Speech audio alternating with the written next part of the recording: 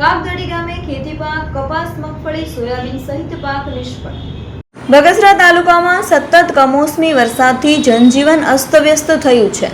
ખેતી પાકોને વ્યાપક પ્રમાણમાં નુકસાન થવા પામ્યું છે। કાગદડી ગામેથી ખેતી પાક કપાસ મગફળી સોયાબીન સહિત પાક નિષ્ફળ ગયો છે। ખેડૂતો ચિંતિત થયા છે। જુઓ ગ્રાઉન્ડ ઝીરો રિપોર્ટમાં। હવામાન વિભાગની આગાહીને પગલે અમરેલી જિલ્લામાં સતત કમોસમી વરસાદથી જનજીવન અસ્તવ્યસ્ત થયું। ઘણી જગ્યાએ દુર્ઘટના બની। મોટાભાગના જળાશયોમાં પાણીની આવક છલકાતા એલર્ટ કરાયા છે। ત્યારે સતત પડી રહેલા કમોસમી વરસાદથી બગસરા તાલુકામાં ખેતી પાકમાં વ્યાપક નુકસાન થયું છે।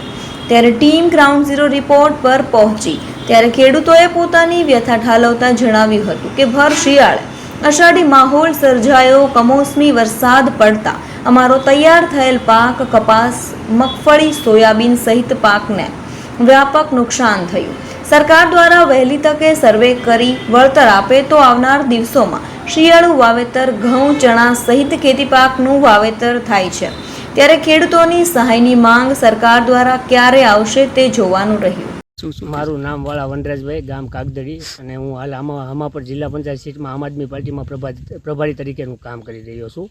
અને છેલ્લા ઘણા દિવસોથી કમોસમી વરસાદ બગસરા, ધારી, ખાંભા, સલાળા ઘણા એવા દિવસોથી છેલ્લે કમોસમી વરસાદ પડ્યો છે કે જેને હિસાબે ખેડૂતોને ખૂબ મોટું નુકસાન થઈ રહ્યું છે।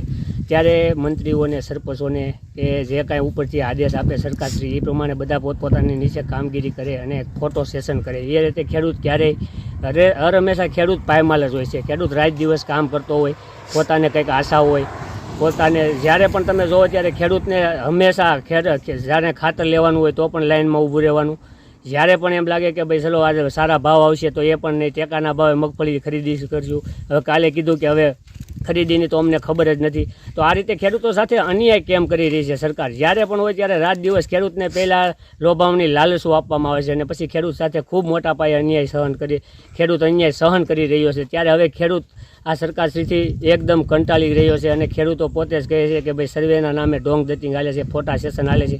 જો તમારે સર્વે ખરેખર સહાય ખેડૂતને દેવી જ હોય તો આખા ગુજરાતને ખબર છે કે છેલ્લે ઘણા દિવસોથી કેટલા વિસ્તારમાં કમોસમી વરસાદ પડ્યો છે અને 100% પાક નિષ્ફળ છે।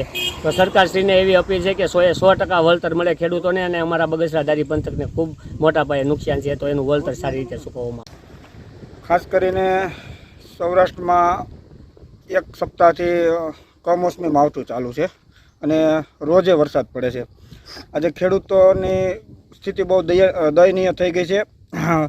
ખાસ કરીને કપાસ, મગફળી, સોયાબીન અને શાકભાજી, તુવેર બધા જ ચોમાસું પાકમાં ખૂબ જ મોટી નુકસાની છે। તો અમારું સરકારશ્રીને એક રજૂઆત છે કે 100% પાક વળતર મળે। અને જો સરકારશ્રીને પરિપત્ર સરકારશ્રીએ જાહેર કર્યો હતો કે આપણે ગામના તલાટી, ગ્રામસેવકને સર્વે કરવા કીધું। જો એને જ સર્વે કરવો હતો તો આ બધાય પદાધિકારી, મંત્રીઓ શ્રી ખેતરમાં ફોટા પડાવવા ગયા હતા અને ખેતરમાં તો ગયા, કાંઈ વાંધો નહીં, ખેતરમાં જોવા પાક કેવો નિષ્ફળ ગયો જોવા ગયા તો અમુક મંત્રીઓને મગફળીનો પાત્રો સૂંઘતા એને વાસ આવે છે। અમુક મંત્રીઓને ખેડૂતમાં જાય તો ગારો હોય એટલે ગમવાળા ગોઠણુંધીના બૂટ પહેરી અને જાય છે। તો આ બધું માત્ર સીન સપાટા અને ફોટા પાડવાની ફોટાબાજી છે। અને આ ભ્રષ્ટ ભાજપ હંમેશા ખેડૂતોની વિરોધી જ રહી છે। જો કોર પાક નિષ્ફળ ગયો હતો કપાસનો તો એનું વળતર 12 મહિના પછી મળ્યું અને એ પણ 50% લોકોને જ મળ્યું છે। અમુકના આપણા બગસરા તાલુકામાં અમુક ક્યારેય બટેકા કે કમોદનું વાવેતર અહીંયા થતું જ નથી અને એવા ગામડે 10-12 ખેડૂતો એવા છે કે કમોદ સેટેલાઇટમાં દેખાય છે, બટેકા દેખાય છે। તો તમારે સેટેલાઇટમાં શું અમે વાવેતર કર્યું છે કે એવું દેખાય છે? આ માત્ર નાટકબાજી છે, સાવ નાટકબાજી।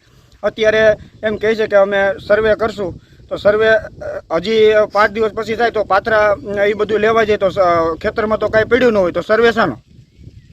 આપનું નામ છે? મારું નામ ભાવેશભાઈ ગોધાણી છે। હું આમ આદમી પાર્ટીમાં તાલુકા પ્રમુખ તરીકે કામગીરી